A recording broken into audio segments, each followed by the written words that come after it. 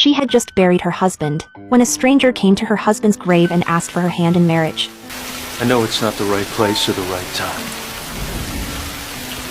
But I figure if we marry, it'll help solve both our problems. The woman didn't immediately accept. She had been the daughter of a wealthy family in the eastern city, and had come to the west with her husband to start a new life. Just 2 days ago, they had been excitedly dreaming of the future on this unfamiliar land. But the very next day, her husband tragically died while trying to retrieve a runaway black horse. When Maddie saw her husband's body being brought back on horseback, her world crumbled. She buried her face in the carriage, overwhelmed with confusion about what lay ahead. At that moment, she was pregnant with her husband's child. In the cold, lonely nights, she could only hold herself tightly.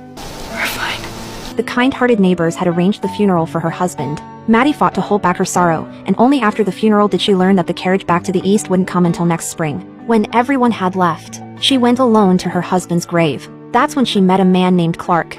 And I ask this only for my daughter. I'm thinking that she needs a woman's hand in parts of her life. Maddie hadn't intended to marry him until Clark said something that made her pause. I know it's not the perfect solution, but when the wagon train heads back east in the spring,